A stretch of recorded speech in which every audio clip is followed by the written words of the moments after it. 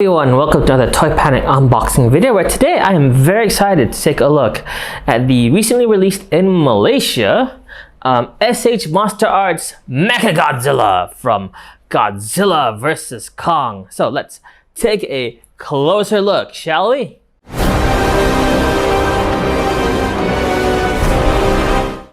Okay, first things first, before we get MechaGodzilla, let's just get him out of the way. We take a closer look at the box they came in. And it's a very nice box. There you go. Look at that. It's quite large. Here, very nice colors, you know, same box design used as in for the Godzilla and for the Kong. I don't think you don't have it with me right now because it's stored somewhere. But yeah, this is really nice. Very, very cool. Guys on the side here. Godzilla on the back here, you know, and all the promo shots and everything. Fighting Monkey and the big G. Very nice, and highlights all the little gimmicks and things that he has, which is very, very cool. Right, so one thing I will note is something very interesting is the bottom here, the copyright logo, it's Godzilla, not MechaGodzilla, as they always use, which is quite interesting. But yeah, really nice, really nice. You know, this is the legendary logo here. Tamashi, seal of quality. Right there. All right, so box taken care of. Again, take a look there. Nothing too terribly interesting. Right, and then this side here. Let's take a look at MechaGodzilla himself. Let's take a look at the accessories first. What he comes with. He comes with a set of extra hands and a set of extra hinged forearms, I think. So he comes equipped in the box with these closed up hands, which are look like they're punching and how he was initially activated. You know, but you do get a set of extra hinged hands in the box. So these hinged closed hands, very interesting. And what you get, you know, when they first got the figure, it comes with these straight hinge. So see here, hinged open, and these are hinged closed, which is very interesting. I thought he was at least installed like a hinge system, but no. Yeah, very interesting, you know, get open hands. And he comes in the box. Yes, you get these closed hands, actually. These closed hands. These open closed hands. Unfortunately, mine came warped. Thanks a lot, Bandai, in your QC department.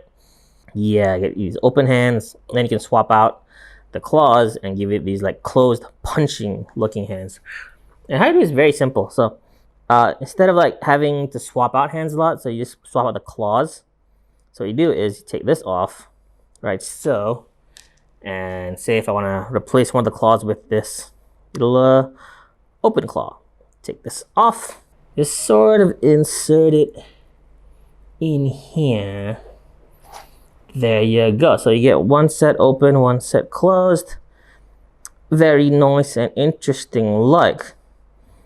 But I would have wished you just sort of made hinged hands, but I guess because of the size of this, it wasn't technically possible. But you know, you get one punch, one open. He's about to punch. But yes, fortunately the accessory loadout for this guy isn't too impressive, especially considering how much Bandai wants to charge you for him. And it's a little bit disappointing considering like the paint quality wise isn't much to talk about it. So we'll take a note later.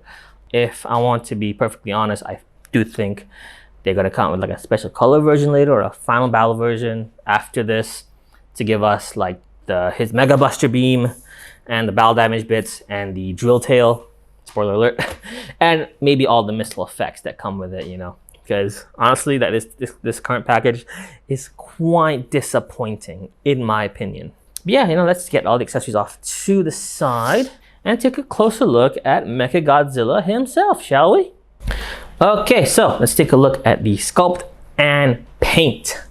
Sculpt-wise, he is very detailed. I mean, I'm pretty sure they have like all the CGI references from the movie, which is really cool. And the design-wise, it's very different compared to the other MechaGodzillas that came before him. We'll do a comparison later.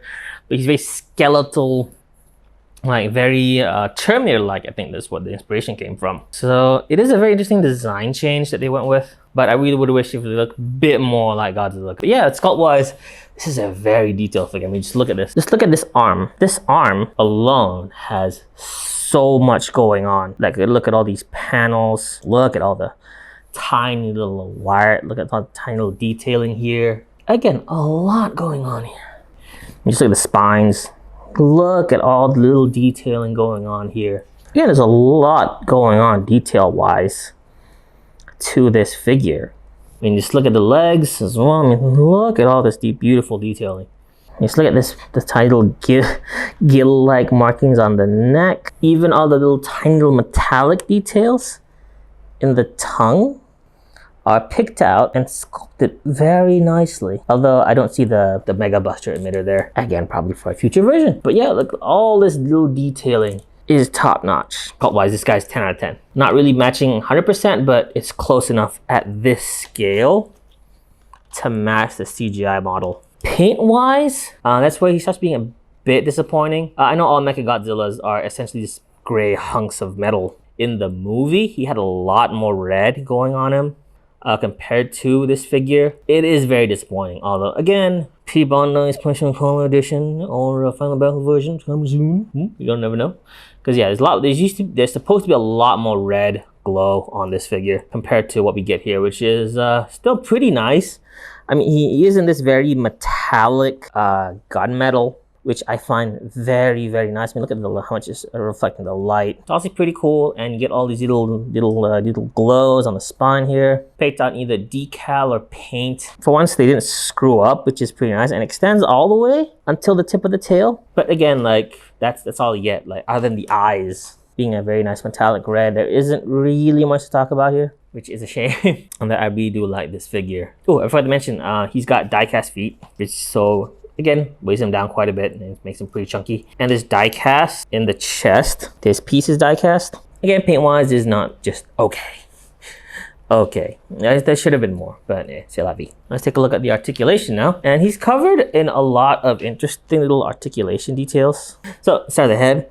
Head is, well, other than this position, you can get him to look down and up, but not that far up, which is kind of a shame because he did look quite up a lot in the movie. And you see his on the concept posters or in the merch, he's very dynamically posed.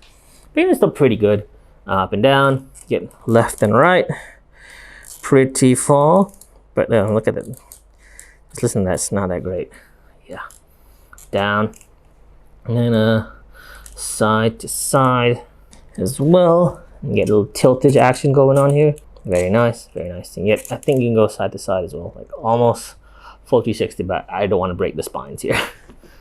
Really nice, articulated jaw. Thank you. Let's take a look at the arms. The arms are on a swivel joint, so it can go around, but again I caution because these shoulder pads are going to get in the way quite a lot, and you don't want things to scrape. Because you can see here there is a contact point already, so don't try. Don't break anything. Yeah, it goes that far and then goes that far back, almost a full 360, but again it's blocked by the pad. The butterfly joint here moves pretty far, and you get this far out as well. Shoulder pin and socket joint in the shoulder. Very nice. Almost a double elbow joint. You get full bend here straight. And you get one level of bend, I think. Yeah, one level. He's not going to go any further. Which is a shame. I'm expecting a lot more for this price point. Bandai, come on. Go around the hands. Is a little swivel in the hinge at the wrist. Unfortunately, there is no waist swivel because of how it's designed. And I thought because of the die-cast chest piece here, it doesn't allow for any form of waist swivel. Not that I can see it, because like you see here, like I'm trying to move it, and it's just one solid block. It's not moving at all. So that's kind of a shame from an engineering standpoint. So let's go for the legs. Legs go up and down. They're on a universal joint to go up far, go back that far, go out that far, go in that far. Limited by the pistons, but we'll come back to them a bit later. And the knees can go single bend, which is a shame. So you go straight and they can bend here. I feel like that there should be a double bend here, but there isn't. So I don't know they want to put a double bend there because I feel like there's a double bend, but I don't want to force it as much. Let's go to look at the ankles. So ankles can go in and out that far, forward that far, go back that far. So you can get some good poses out of them. But this is a really big but. These pistons here are a big hindrance. I've been hearing reports everywhere about these coming broken sometimes out of the box because of how fragile they are. Even like secondhand sales listed on Japanese sites list them as coming out of the box broken. This is a fairly easy fix from I've seen other reviewers do it. So if you want to get more articulation out of the legs and solve these broken piston problems, what you want to do is pull the legs back as far as it can go and just dislodge the pistons right here. And just pull the legs as far back as it can go, and you will dislodge the pistons. So dislodge one, and you dislodge this other one. And now what you want to do, because these are on ball joints, you can just take them off. 1 and 2. You get a very ugly seam since there's no more pistons there, but you get a lot more range of movement. I mean, look at this. You can do a straight kick. And before, he's hindered so much by the pistons. Just look at how much far I can move this out now. I mean, because it's not hindered by the pistons. I'm really loving this articulation so far. I just had the very, very bad design choice to leave out the waist articulation.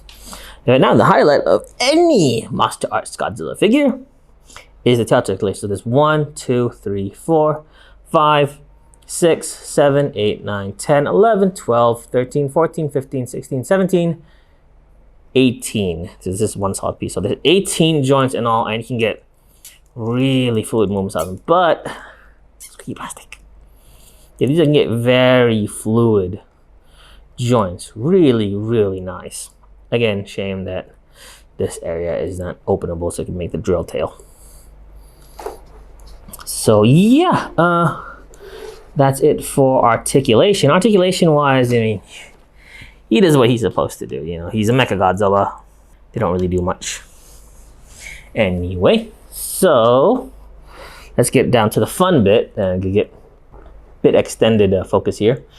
Let's do some comparisons to the other MechaGodzillas I have in my collection. So this is him next to Heisei MechaGodzilla, 93 MechaGodzilla, and he is a big boy. The Heisei Super MechaGodzilla. So even with the Garuda pack on, you can see here he's a pretty big boy. Orai Noriyoshi MechaGodzilla, and yeah, still pretty darn big next to this guy, you know, if you discount the wing pack. Godzilla against MechaGodzilla Kiryu. See here, like the difference between the paint is very jarring. One is like this flat gunmetal. This is a very shiny silver. The heavy arms Kiryu, he's much more of a closer match because this is a darker gunmetal. The Ready Player One MechaGodzilla, the unofficially branded Grima Dragon Kiryu Goji 2002, and oh yeah, size different wise, he is very large. 89 versus Biollante Godzilla. I have a lot of Heisei stuff, so I don't really want to go drag it too long. Shinny boy, and ooh, I thought Shin was big. He's even bigger. Godzilla Ultima. He's taller than Godzilla Ultima. Alright, here he is next to his co-stars from the movie. Is the recently reviewed and released 2021 Godzilla. Here he's really, really tall. In comparison, I mean, if you look at it, yeah, I think something might be a little bit wrong here. Monkey is very small. Very small monkey. He towers over Kong. Here's next to the NECA 2019 Godzilla. And yeah, he's still pretty darn big. 54. So quite big, this fellow. So final thoughts on this figure. I do give him a recommend, but not a super high recommend because of how much Bandai is charging you against how much articulation is in there and how much accessories. Because I know for a fact that later on, Bandai will eventually release like a P Bandai or like a Final Battle version or something along those lines with better paint and you know, with extra accessories like the Mega Buster or the Proton Scream. I do recommend him if you are a big fan of Godzilla, MechaGodzilla like I am, and you want to complete a whole collection of them like I have right now. You know, if you really want it now, I mean, it's okay pack. That'll be all from me. You know, it's recommend, but not really super high. If you want one for yourself, links, of course, will be in the description down below. Want to see more content from my side? Please like, subscribe, and share for future videos. And remember, The arrogance of man is thinking nature is in our control. Let them